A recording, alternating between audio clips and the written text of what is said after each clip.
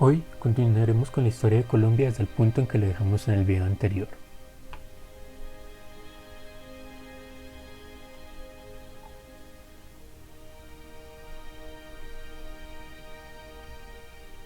Después de la Guerra Civil de 1860, o también conocida como Guerra de las Soberanías o Guerra Magna, finalizó a favor de los liberales, convocando a su vez la Constitución de Río Negro, proclamando en febrero de 1863 a los Estados Unidos de Colombia. La nueva Constitución estableció libertades como la de expresión, libre prensa, libre imprenta, libertad de enseñanza y de culto, de asociación y de poseer armas y municiones comerciando con ellas. Estableció un sistema federal con un presidente central que tenía un periodo de gobierno de tan solo 2 años, hecho que lo hacía débil en detrimento del creciente poder de cada estado, los cuales eran 9: Panamá, Antioquia, Magdalena, Bolívar, Santander, Boyacá, Cundinamarca, Tolima y Cauca. El 12 de mayo de ese año fue elegido Tomás Cipriano de Mosquera. Un dato interesante: Tomás Cipriano fue presidente de la República 4 veces. En 1879, el gobierno colombiano concedió el contrato para la construcción del Canal de Panamá al ingeniero francés Fernando de Lesseps. Las obras se iniciaron en 1881. Sin embargo, al cabo de 6 años, la empresa constructora fue declarada en quiebra, dejando inconclusa la obra. Los estadounidenses iniciaron enseguida negociaciones con el gobierno colombiano para adjudicarse el contrato de terminación de la construcción del canal, pero Colombia, de la cual Panamá era una provincia, no aceptó las exigencias que los Estados Unidos hacían de ceder a perpetuidad una franja de tierra al lado y lado del canal.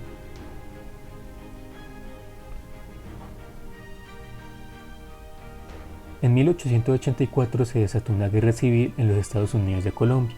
Fue producto de la manifestación de los intereses del Partido Liberal, el cual no estaba de acuerdo con la política centralista de la regeneración del presidente Rafael Núñez, un liberal moderado que era apoyado por el Partido Conservador. El gobierno derrotó a los liberales y convocó a una asamblea constituyente, la cual proclamó la Constitución de 1886. Los liberales iniciaron esta rebelión con el asalto a Bucaramanga, causando la reacción del gobierno. Estos solo contaron con pocas fuerzas en los departamentos de Santander y Panamá, siendo derrotados por el gobierno, pero el gobierno sí recibió duros golpes. Los conservadores, en esta situación de poner en orden al país, se dividieron entre históricos y nacionales. Los históricos derrocaron al gobierno de San Clemente y posesionaron a José Manuel Marroquín.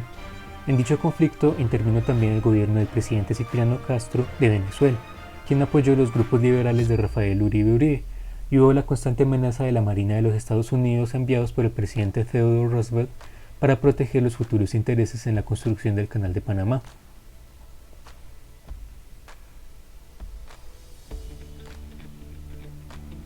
José Agustín fue uno de los promotores de la separación de Panamá de Colombia, liderando la Junta Revolucionaria que después entraría en negociaciones con los Estados Unidos, entre las cuales se contaba con la construcción del Canal Interoceánico. Estados Unidos aprovecha la inestabilidad política que se presentaba en la región, fomentando una rebelión en la región de Panamá. El 3 de noviembre de 1903 Panamá se independiza de Colombia y Estados Unidos reconoce su independencia el 13 de noviembre para poder firmar un tratado con el gobierno del nuevo país sobre la construcción del canal.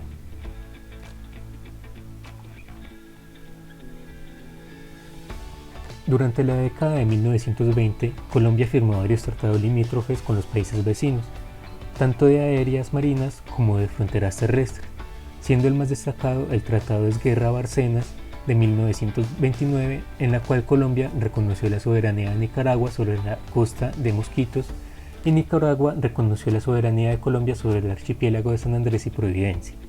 Otro hecho que se destacó fue la masacre de las Bananeras de 1928. Por otra parte, en 1919 se fundó la Sociedad Colombo-Alemana de Transporte Aéreo, lo que inició la aviación comercial en Colombia. En 1929 nace en Barranquilla la Radio de Colombia en señal HJN. Un dato muy importante es que Colombia, a pesar de haber sido un país eminentemente rural, fue uno de los primeros países de Latinoamérica en desarrollar la radio. En las elecciones de 1930 ganó Enrique Olaya Herrera, el cual tuvo que enfrentar la guerra contra Perú, originada en 1932, cuando un grupo de peruanos se tomaron la ciudad de Leticia, en el Amazonas, pese a que dicha localidad formaba parte de Colombia tras el Tratado Salomón Lozano, firmado con Perú en 1922. Pero ¿sabías que esta problemática no se resolvió en el campo de batalla, sino a través de la vía diplomática?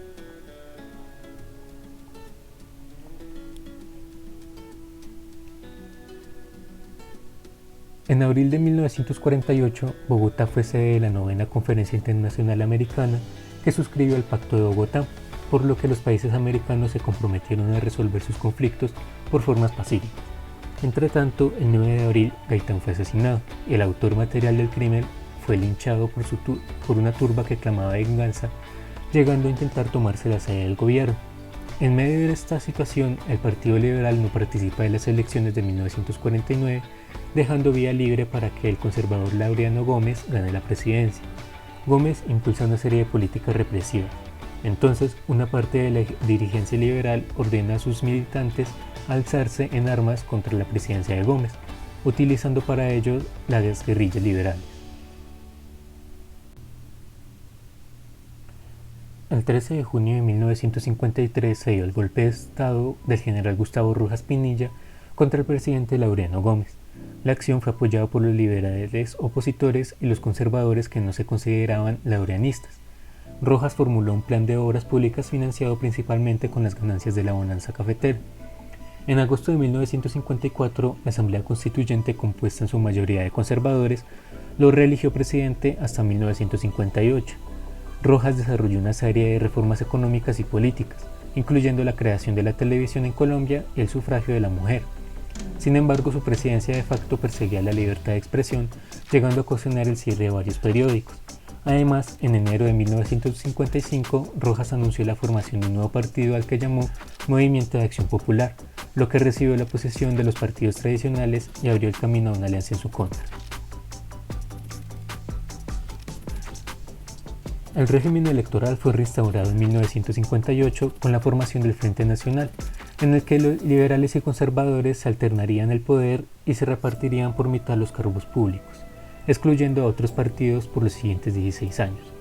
Si bien la violencia bipartidista entre liberales y conservadores del periodo de 1948 a 1958 se conjuró con el Frente Nacional, este cerró la puerta a terceras alternativas. Esto, junto con los reductos de la violencia de los años 1950, los movimientos sociales de los años 1960 y el ejemplo de la Revolución Cubana, dio origen a varios grupos guerrilleros como las Fuerzas Armadas Revolucionarias de Colombia en 1964, el Ejército de Liberación Nacional en 1965 y el Movimiento 19 de Abril en 1974.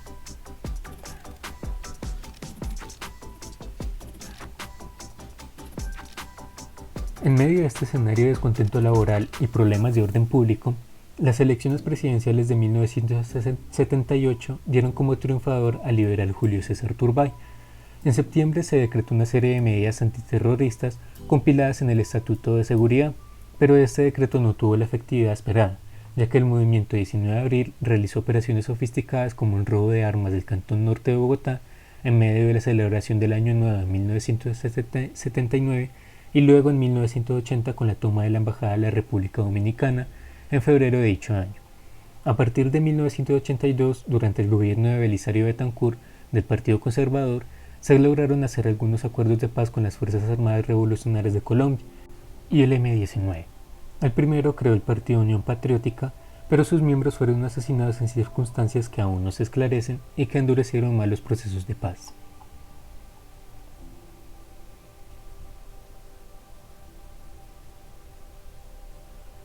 Por su parte, el 6 de noviembre de 1985 se da la toma del Palacio de Justicia por un comando de guerrilleros del Movimiento 19 de abril.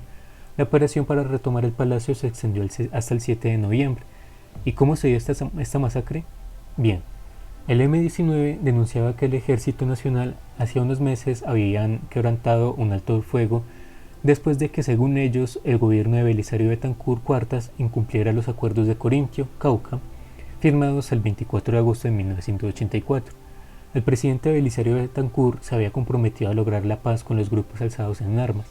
En noviembre de 1983 se reunió en Madrid con los comandantes del M-19, Iván Marino Espina y Álvaro Fayad, que constituyó la primera vez que un presidente colombiano en ejercicio se reunía con guerrilleros alzados en armas. El siguiente periodo de gobierno, a la cabeza de Virgilio Barco, tendría que enfrentar el fracaso de las negociaciones con las FARC y el aumento de la violencia causado por la guerra declarada por el Cartel de Medellín.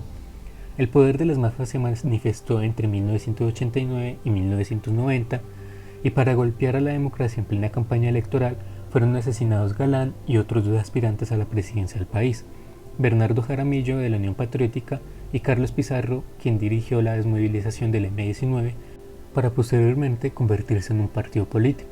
Lastimosamente, la tragedia de Armerio ocurrió una semana después de la toma del Palacio de Justicia.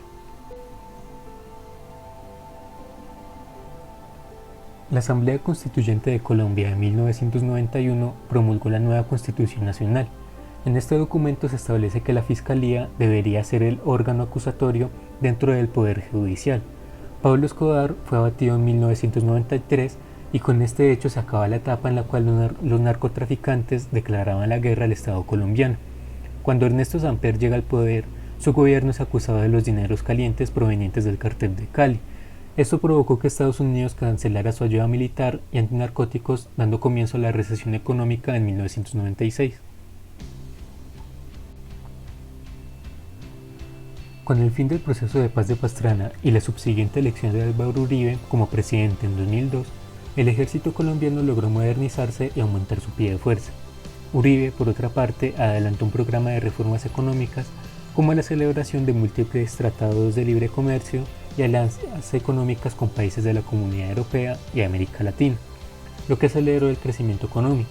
En cuanto a la cuestión territorial, en diciembre de 2007, la Corte Internacional de Justicia de La Haya ratificó la validez del Tratado de Esguerra-Bárcenas de 1928, en el cual Nicaragua reconoce la soberanía de Colombia sobre el archipiélago de San Andrés, Providencia y Santa Catalina, y que fuera declarado nulo e inválido por el gobierno nicaragüense en 1980.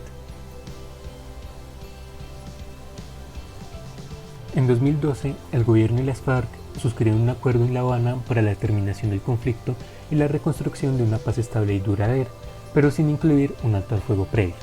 En 2016 se firmó el acuerdo entre el gobierno y las FARC en Cartagena para acabar con el conflicto por medio de amnistías, y el 10 de octubre se realiza un plebiscito preguntando a los votantes si estaban a favor del acuerdo, siendo sí, no y voto en blanco las únicas opciones. El no ganó por poco más de la mitad de los votos. Iván Duque fue elegido presidente en las elecciones presidenciales de Colombia de 2018, superando en la segunda vuelta a Gustavo Petro. El 21 de noviembre de 2019 se lleva a cabo un paro nacional y fuertes protestas contra el gobierno nacional hasta enero de 2020. Colombia afronta actualmente la pandemia del COVID-19 y se presentan las protestas en Colombia de 2021 contra las políticas del gobierno de Iván Duque. Si te gustó la historia de Colombia, no olvides suscribirte al canal y darle me gusta al video. En el próximo video veremos la historia de uno de los países de América con más ovejas que personas. ¿Sabes de qué país te estoy hablando?